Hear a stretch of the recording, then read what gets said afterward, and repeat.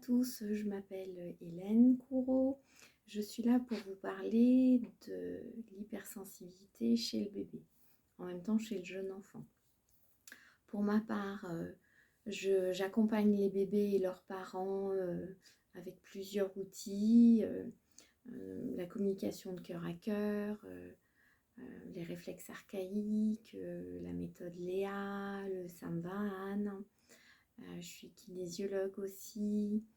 Et l'ensemble de ces outils fait que j'ai créé, écouter, accompagner bébé, les ateliers sourire, bébé sourire, pour venir en aide aux bébés et aux parents par la même occasion. Mais ce soir, donc, l'idée c'était de se rencontrer une fois par mois. Et ce soir, dans cette vidéo en tout cas, je voulais vous parler de l'hypersensibilité chez le bébé. Alors, l'hypersensibilité chez le bébé, c'est vrai que ça concerne un bébé sur 5. Donc, un adulte sur 5 est également hypersensible. Et hypersensible, ça veut dire quoi? Ça veut dire sensible à tout ce qui est environnemental, donc la luminosité, les odeurs, le bruit. Et c'est en fait bébé qui va réagir de cette manière-là, de manière très intense en fait. Ça rejoint un petit peu ce qu'on appelle les babies, hein, B-A-B-I, les bébés aux besoins intenses. Sauf que le besoin n'est pas forcément intense, mais en tout cas la réception de l'environnement, elle est telle que ça peut entraîner des besoins particuliers chez ces bébés-là en fait. Et puis hypersensible, ça veut dire aussi être hypersensible aux émotions des autres, aux siennes et à celles en fait des autres. Ça va se traduire donc vraiment par des réactions très intenses de la part de bébé, et donc à la fois à l'intérieur de lui et également à l'extérieur de lui. C'est souvent considéré comme une fragilité, alors qu'en fait, il faut juste apprendre à vivre avec. Mais évidemment, quand il est petit, le bébé, il a des difficultés parce que il n'est pas encore grand, il est encore dépendant de vous, les parents, ou des parents. Et ceci explique que il peut vivre de manière intense et être très sensible à ce qui l'entoure. L'idée, c'est de lui permettre de le vivre mieux tant qu'il est petit, et plus il va grandir, plus en fait il va apprendre à vivre avec. Et en fait, après, ce sera vraiment considéré comme un cadeau. L'hypersensibilité, c'est un cadeau parce que ça va permettre de s'ouvrir à d'autres choses en fait. Mais c'est souvent effectivement considéré comme plutôt quelque chose de lourd à porter au départ. Alors chez le bébé, ça va vraiment se traduire par des pleurs très intenses, des crises fréquentes, un bébé qui va être frustré parce que il ne va pas pouvoir mettre des mots sur ce qu'il ressent, ou il ne va pas pouvoir faire. Souvent, c'est des bébés qui ont des grandes capacités à l'intérieur et du coup qui se retrouvent coincés dans ce petit corps et qui reçoivent tout, en fait, plein d'informations. Donc la frustration, c'est vraiment une des choses qu'on retrouve chez les bébés hypersensibles. On va aussi retrouver le fait que ces bébés, ils vont passer vraiment du coq à l'âne, je dirais, de la tristesse à la joie sans vraiment raison apparente. Ils vont se sentir beaucoup en insécurité, beaucoup angoissés, parce que très réceptifs à ce qui les entoure. Ils vont demander donc du coup beaucoup plus d'attention pour trouver cette sécurité à l'intérieur d'eux. Donc on pourrait les classer presque comme hyperactifs, même si c'est absolument pas le cas. Et puis c'est des enfants qui vont prendre un temps pour observer ce qui se passe avant d'aller jouer par exemple, avant d'aller dans telle situation. Tout ça parce qu'il y a un sentiment aussi d'insécurité à l'intérieur. C'est des enfants qui vont pas forcément être tout de suite sociables, Et puis après, par contre, ça va être vraiment, une fois qu'ils vont se lâcher, ils vont y aller vraiment de grand cœur et de bon cœur. Et puis, c'est des enfants qui vont pas forcément aimer être touchés, hein, parce que le toucher, c'est un moyen de communiquer et que ça peut être trop intense, en fait, ce qu'ils vont recevoir comme information.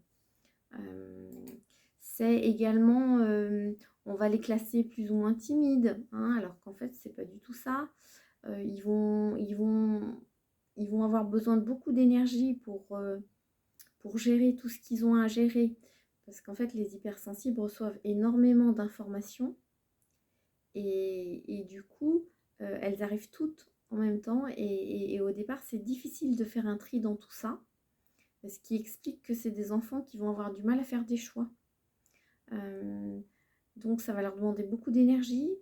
Donc ils vont être vite fatigués. Donc on va avoir des répercussions aussi sur le sommeil, avec un endormissement difficile.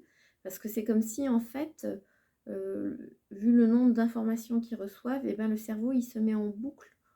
Et c'est difficile de couper ça en fait pour retrouver un peu comme un silence, hein. Un enfant hypersensible, c'est un peu cet état d'esprit ces choses qu'il peut ressentir en fait.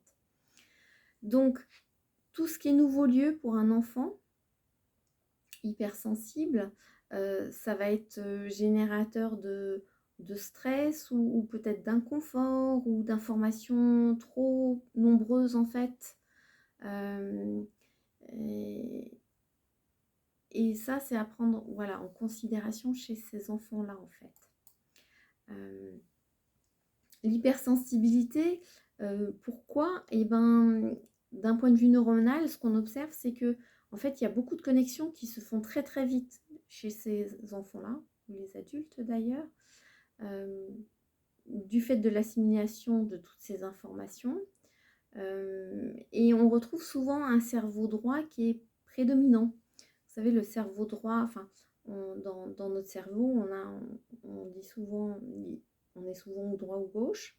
C'est assez rare d'avoir un équilibre entre les deux, ça arrive, hein. Mais chez ces enfants-là, on est plus au cerveau droit. Ça veut dire que on est très imaginatif, créatif.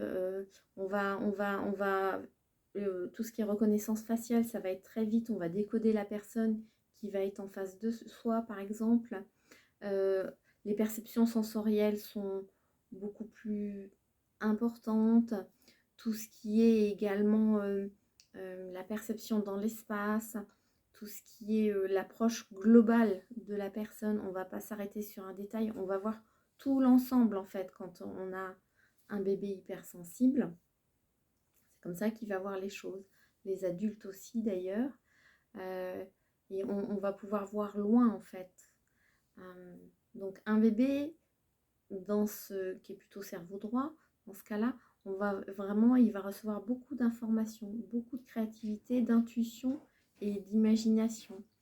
Et c'est ça en fait un des cadeaux aussi de l'hypersensibilité que le bébé ne va pas se rendre compte tout de suite, hein, au départ. Il y a aussi une raison, donc ça c'est plutôt la raison neuronale, il y a aussi une raison énergétique à ça. C'est que quand on est tout petit, on va avoir qu'un seul corps énergétique qui va être mûr. Tous les 7 ans, en fait, on a un corps énergétique qui devient mature. Donc, imaginez bien que tout petit, en fait, il y a très peu de filtre entre l'environnement extérieur et le bébé. Ce qui veut dire qu'il reçoit d'autant plus tout ce qui est extérieur à lui. Il n'a pas du tout la notion d'être séparé. Il a l'impression d'être un tout en fait. Et ça explique que du coup, ces perceptions, elles sont très très intenses. D'autant plus s'il est hypersensible en fait, hein. Donc ils sont sensibles aux énergies environnantes. Ils sont sensibles aux lieux, hein. Un lieu qui par exemple a un bébé qui par exemple est dans un lieu où il y a beaucoup de monde, où il y a beaucoup d'énergie environnante, et ben ça va être très difficile pour lui à la fois de recevoir ces informations, mais aussi de se sentir apaisé parce que il n'aura aucun filtre ou juste un quand il ira dans ces lieux-là, en fait. Donc, ça explique un petit peu le pourquoi d'une hypersensibilité chez un bébé. Après, comment on peut aider en fait un bébé hypersensible? Parce que c'est bien ça qui nous intéresse dans ce qu'on est en train de partager en ce moment avec vous.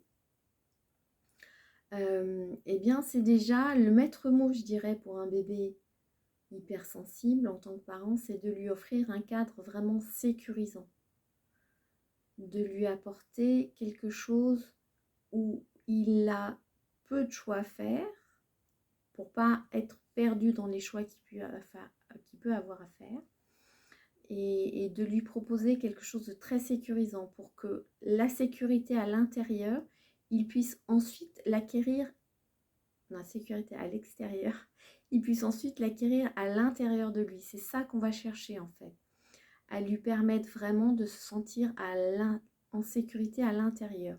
Plus il va être à l'intérieur en sécurité, plus il va pouvoir être apaisé par rapport au monde environnant en fait.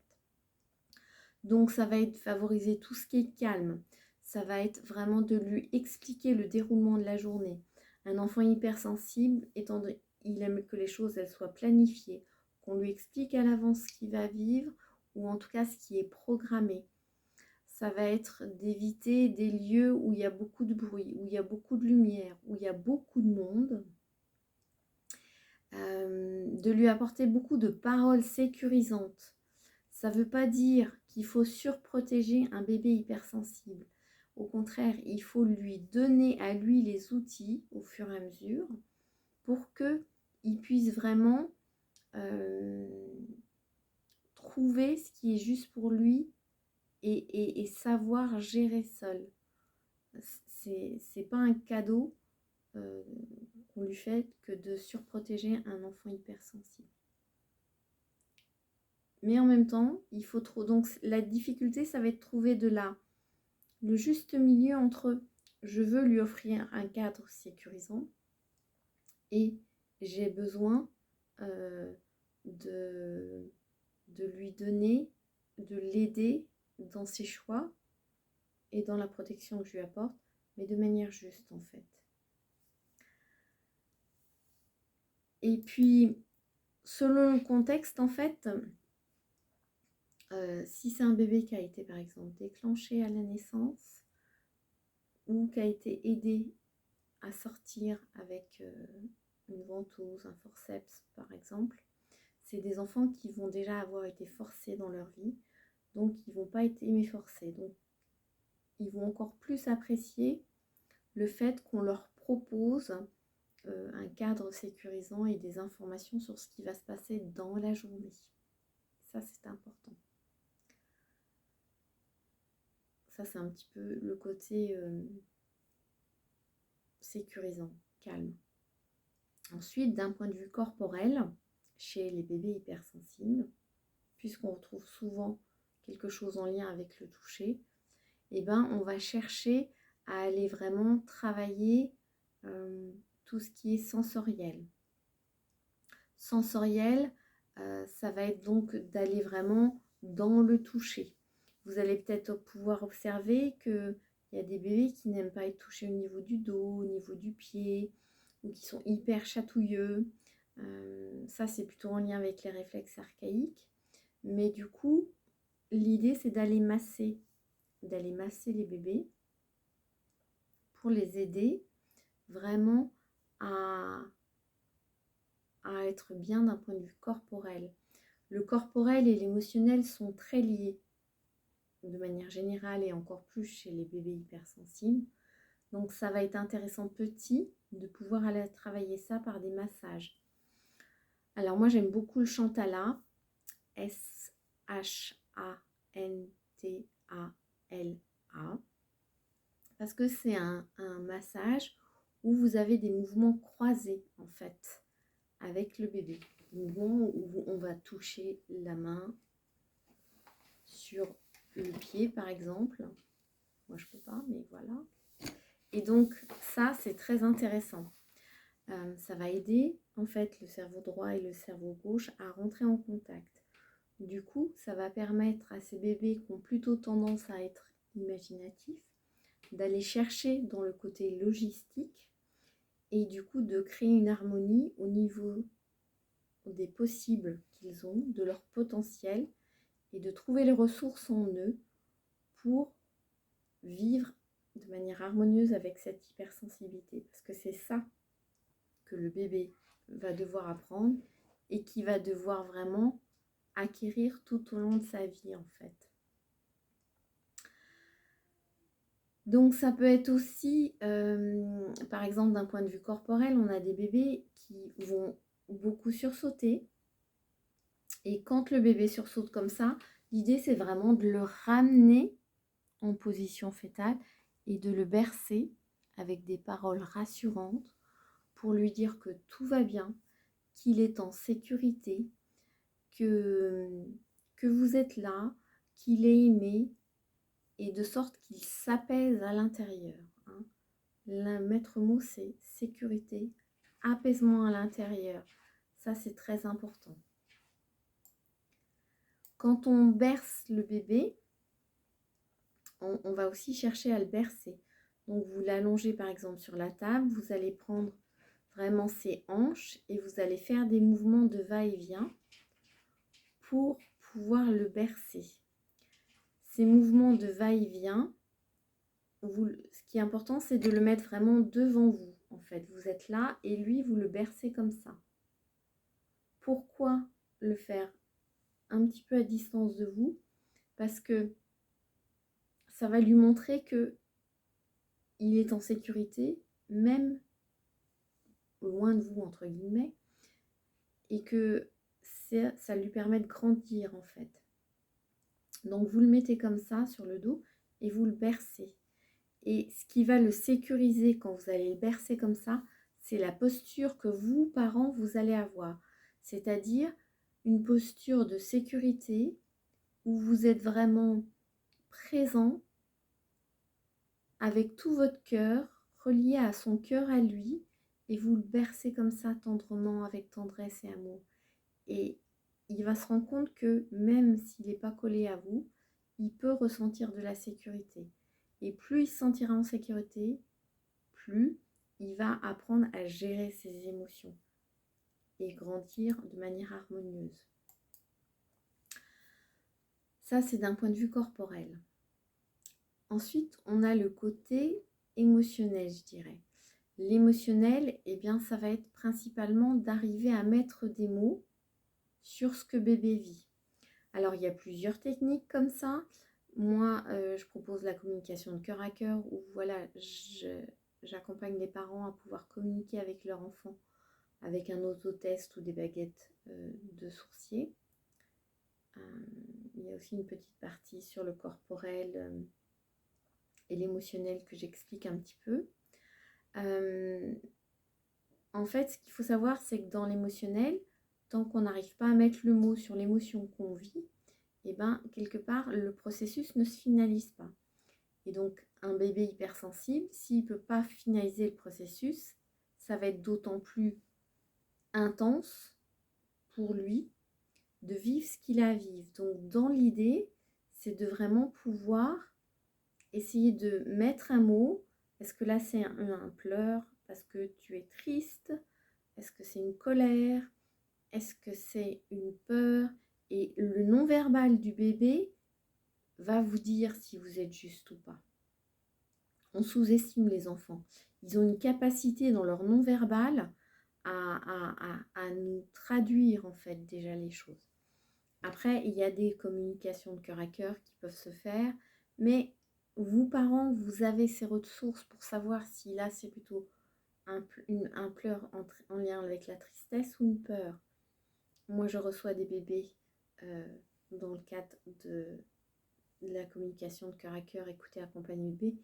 Et je sais, c'est vous les parents qui me dites, bah là, je le sens angoissé. Là, je sens plutôt que c'est une tristesse. Donc, faites-vous confiance. Et si vous mettez le juste mot, vous allez voir que le bébé va réagir à ça. Donc plus on lui apprend à mettre des mots, alors au départ il y a aussi tout ce qui est signe qui est très bien aussi. Ça permet de finaliser le processus émotionnel. Donc ça c'est très intéressant. Ensuite, l'idée pour ces enfants-là, c'est de favoriser tout ce qui est enracinement. Enracinement, c'est vraiment notre corps, le lien entre notre corps physique et en fait la terre. Plus ce lien est solide, plus on a vraiment les pieds sur terre et plus on va gérer les émotions facilement. Donc c'est d'autant plus important chez un bébé hypersensible en fait. Ça veut dire que aller dans la nature, lui mettre des chaussettes rouges, puisque le chakra racine qui est au niveau du pubis, c'est lui qui est le plus important par rapport à l'enracinement. Ça va être de faire de la pâte à modeler avec de la terre, par exemple, de lui permettre de jouer vraiment, faire du jardinage quand il est un peu plus grand. Ça, c'est des bons moyens pour l'aider à gérer son hypersensibilité. Lui donner confiance, le valoriser. Il a les ressources pour. C'est juste que pour l'instant, il a besoin de votre aide pour y arriver. Mais vous pouvez, vous savez, il faut juste trouver la porte et l'aider à ce que lui puisse grandir et gérer son hypersensibilité. Et c'est vraiment aussi transmettre beaucoup d'amour, beaucoup de soutien. Et ça, voilà. Après, bien sûr, si par moment c'est compliqué d'avoir un bébé hypersensible, parce que c'est beaucoup d'énergie pour lui apporter cette sécurité-là. C'est pour ça que le terme baby aux besoins intenses existe en fait. Donc parfois c'est bien d'avoir une petite aide extérieure. Alors ça peut être de rencontrer des gens comme moi par exemple qui ont été formés pour accompagner les bébés. Il y en a d'autres puisque je propose de former des professionnels maintenant. Ça peut être vous de trouver une méthode pour mettre des mots. Moi j'aime beaucoup le Samvahan aussi que j'utilise, qui est vraiment une énergie d'amour où en fait je vais aider le bébé à s'alléger de ses émotions, à s'alléger des choses qui le polluent en fait pour qu'il puisse vraiment retrouver son potentiel, retrouver ses capacités à l'intérieur de lui. Et du coup, mieux gérer ses émotions. Je propose également un rituel d'incarnation. Pourquoi ? Parce qu'en fait, souvent, c'est vraiment l'idée d'aider l'âme du bébé à bien occuper son corps physique. En quoi c'est important ?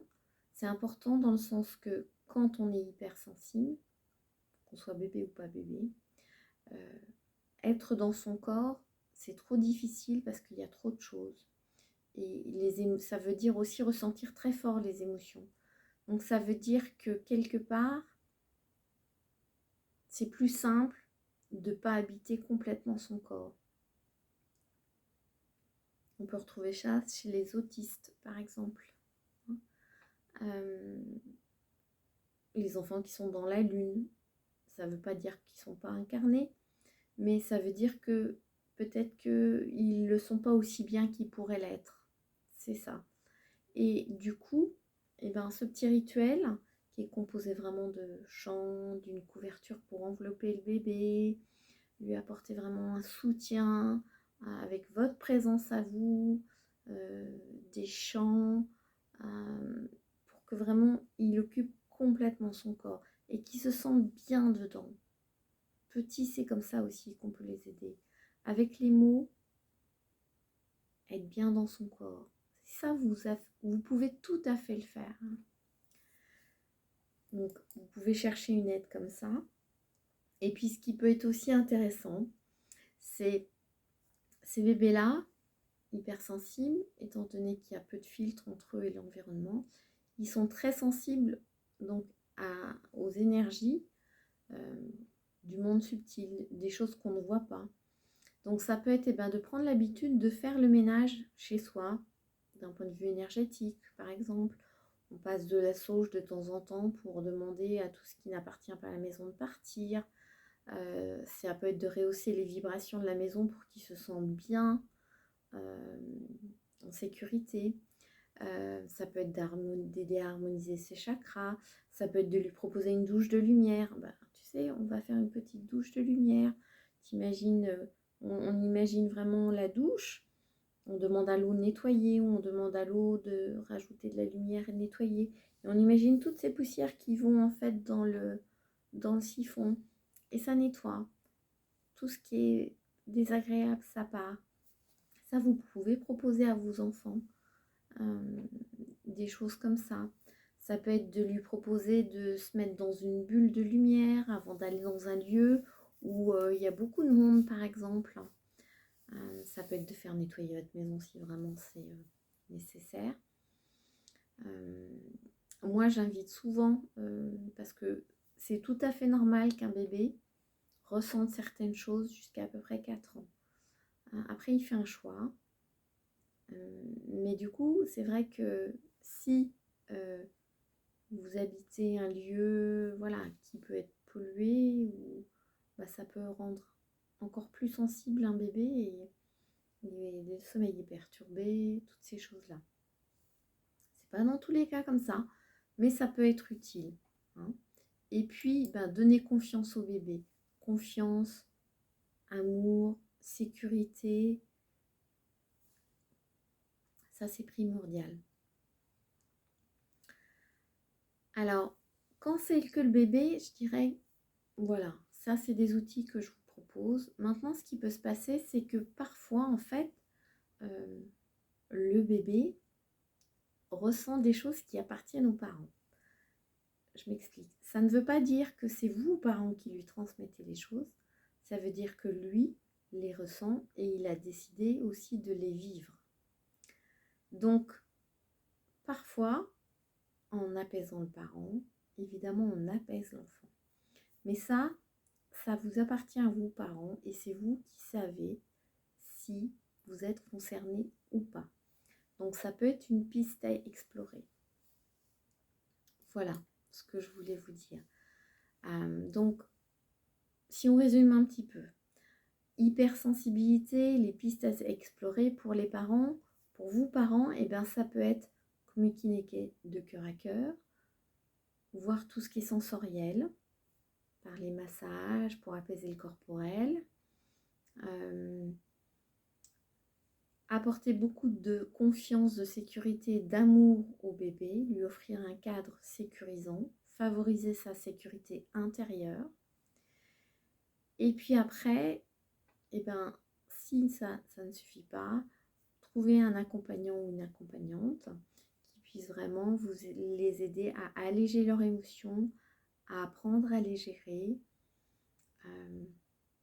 à favoriser tout ce qui est énergétique, bonne vibration pour que le bébé se sente bien. Et puis voilà les pistes. Alors je suis ravie d'avoir passé ce moment avec vous. C'était la première d'une série Bébé Sourire. Le prochain thème, ce sera en janvier, le 11 janvier. Et ce sera sur Mon bébé est angoissé, les pistes à explorer. Je vous souhaite à tous de prendre de très belles choses et de prendre bien soin de vous. Et puis si vous voulez plus de renseignements, je vous invite à nous suivre avec la newsletter et à visiter le site Arc-au-Ciel pour voir un petit peu ce que nous vous proposons pour les parents, pour les bébés, pour les enfants, pour les femmes. Et à très bientôt, j'espère. Merci.